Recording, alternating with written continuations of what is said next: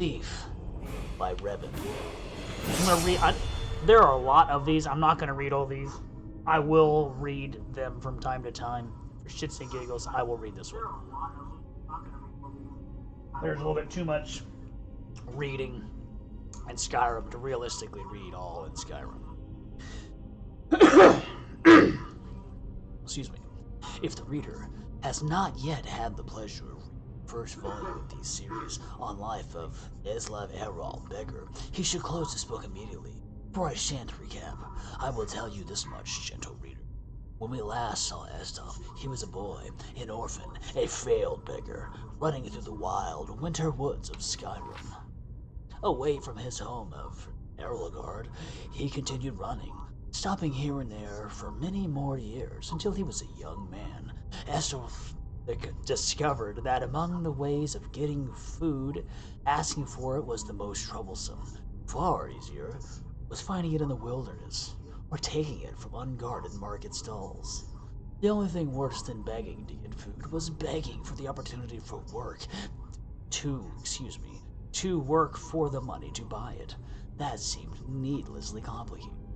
No, as far as Eslov was concerned, he was best off being a scavenger, a beggar, and a thief.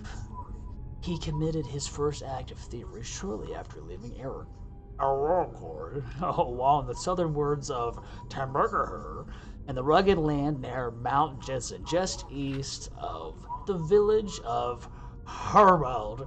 Eslov was, I can't help but giggle.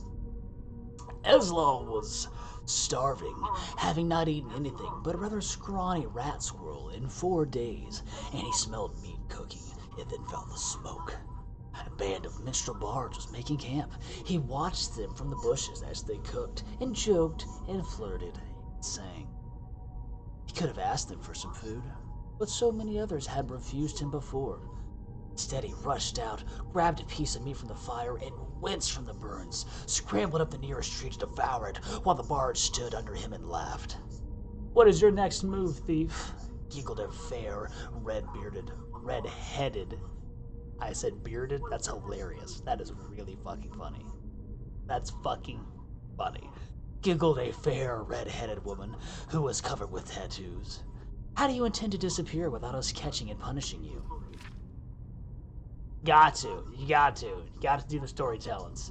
As the hunger subsided, Eslev realized she was right. The only way to get out of the tree without falling into their midst was to take the branch down to where it hung over a creek. It was to drop off a cliff about 30 feet. That seemed like the wisest strategy, so Eslov began crawling in that direction.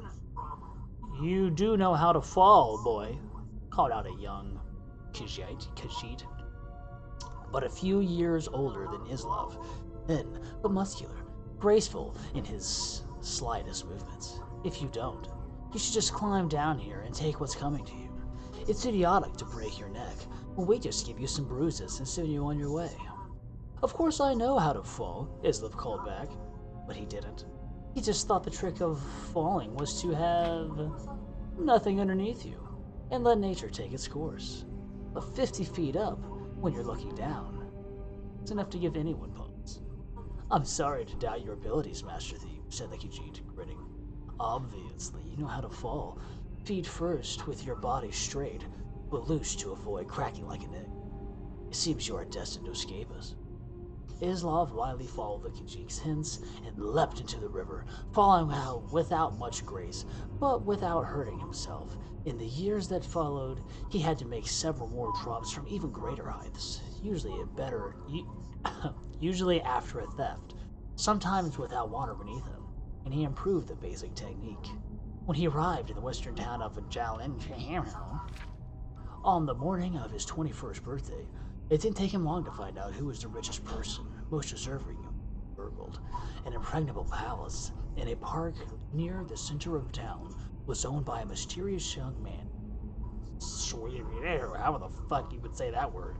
Islov wasted no time in finding the palace and watching it. A fortified palace he had come to learn was like a person, with quirks and habits beneath its hard shell. It was not an old place. Evidently, whatever money this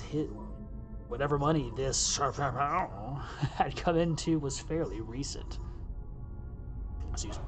It was regularly controlled by guards, implying that the rich man was fearful of being burgled. With good reason. The most distinctive feature of the palace was its tower, rising 100 feet above the stone walls, doubtless giving the occupant a good defensive view.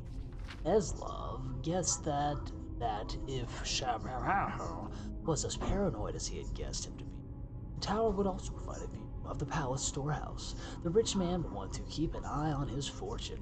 That meant that the loot couldn't be directly beneath the tower, somewhere in the courtyard within the walls. The light in the tower shone all night long, so Eslov boldly decided that the best time to burgle was by the light of day, when Sabramo must be asleep. That would be the time the guards would least expect a thief to pounce. And so, when the noon sun was shining over the palace, Eslov quickly scaled the wall near the front gate and waited. Hidden in the crenellations, the interior courtyard was plain and desolate, with few places to hide. But he saw that there were 2 wells. One the guards used from time to time to draw water and slake their thirst, but Eslov noticed that the guards would pass by the other well, never using it. He waited until the guards were distracted, just for a second, by the arrival of a merchant in a wagon, bearing goods for the palace. I didn't realize that. I don't know why.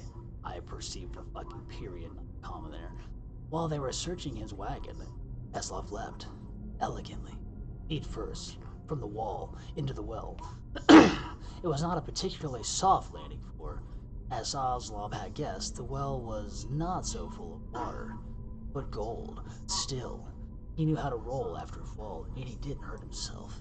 In the dank subterranean storehouse, he stuffed his pockets with gold and was about to go to the door, which he assumed would lead to the tower, when he noticed a gem the size of an apple, worth more than all the gold that was left. Eslov found the room for it down his Eslov found the room for it down his pants. I don't know why. I was like, what? I drew a fucking blank there. The door did indeed lead to the tower, and Eslov followed its curving stairwell up. Walking quickly and quietly, I said that backwards, but here we are. At the top, he found the master of the palace's private quarters, ornate in gold, with invaluable artwork and decorative swords and shields on the walls. Eslov assumed the snoring lump under the sheets was Shararararr, but he didn't investigate too closely. He crept to the windows and looked out. It was going to be a difficult fall, for certes. He needed to jump from the tower, past the walls, and hit a tree on the other side. The tree branches would hurt. They would break his fall. And there was a pile of hay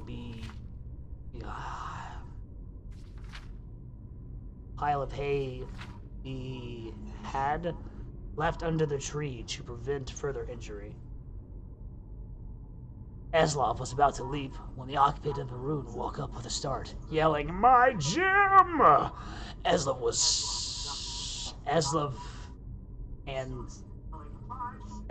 and stared. I don't know why it says Eslov and. That doesn't make sense. Stared at him for a second, wide-eyed. They looked alike. Not surprising, since they were brothers. Eslov's story is continued in the book Warrior. Jesus! This fucking marathon reading session. Take the goddamn book. Take it. 60 goddamn gold. We're taking that motherfucker after